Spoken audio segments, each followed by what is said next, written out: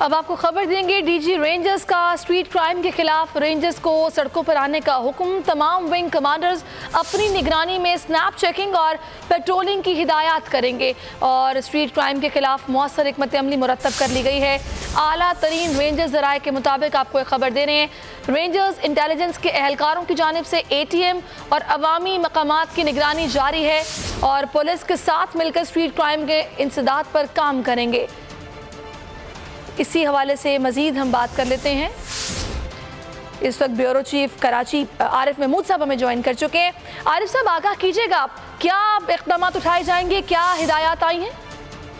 जी बिल्कुल, देखें हालिया दिनों में स्ट्रीट क्राइम में इजाफा जो है वो बहुत ज़्यादा नोट किया गया, जिसे मीडिया ने भी रिपोर्ट किया, बोल टीवी ने भी अपने नाज़रीन को दिखाया और अब इस हवाले से बताया जाता है कि आला तरीन जो रेंजर्स ज़राए हैं उन्होंने इस तमाम मामले को जो है वो निपटने का फैसला किया है और डीजी रेंजर्स की जानिब से स्ट्रीट क्राइम के खिलाफ रेंजर्स को सड़कों पर आने की हिदायत दी गई है। तमाम विंग्स कमांडर को ये हिदायत की गई है कि वो अपनी निगरानी में स्नैप चेकिंग और पेट्रोलिंग का जो मामला है उसको आगे बढ़ाएं और इस हवाले से मौसर हिकमत अमली बनाई जाए। जो रेंजर्स इंटेलिजेंस के एहलकार हैं उन्हें ATMs और अवामी मकामात की निगरानी के लिए जो है वो तैनात किया गया है।